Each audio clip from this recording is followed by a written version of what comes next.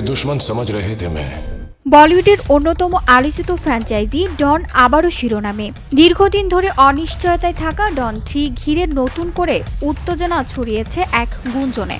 নিজের আইকনিক চরিত্রেই ফিরতে পারেন শাহরুখ খান। তবে 11 দেশের পুলিশের মোস্ট ওয়ান্টেড ডন হয়ে ফিরতে একটি স্পষ্ট শর্ত জুড়ে দিয়েছেন বলিউড বাদশা। নিউজ 18 সহ ভারতের একাধিক সংবাদ মাধ্যমের খবরে বলা হয়েছে, শাহরুখ খান চান তার সুপারহিট ছবি জওয়ানের পরিচালক অ্যাটলি কুমারকে ডন 3 এর সঙ্গে যুক্ত করতে। শাহরুখের মতে, দক্ষিণী ঘরানার এই নির্মাতা যুক্ত হলে সিনেমার পরিসর যেমন বাড়বে, তেমনি নতুন প্রজন্মের দর্শকেরও আগ্রহ আরও তীব্র হবে।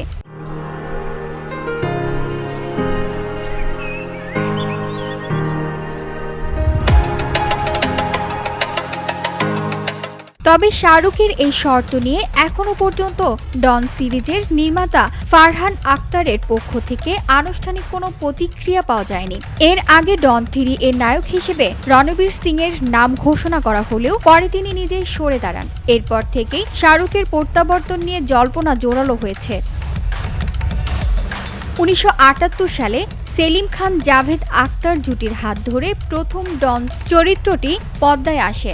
সেখানে অভিনয় করেছিলেন অমিতাভ বচ্চন।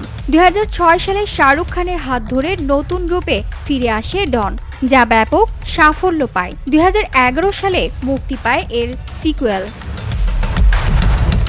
2 বছর আগে ডন 3 তৈরির ঘোষণা এলেও চিত্রনাট্য পছন্দ না হয় তখন সরে দাঁড়ান শাহরুখ। সে সময় তার অনুপস্থিতি নিয়ে ভক্তদের তীব্র প্রতিক্রিয়াও দেখা যায়। ক্যামিও গুঞ্জন উঠলেও শেষ পর্যন্ত তা বাস্তবায়িত হয়নি।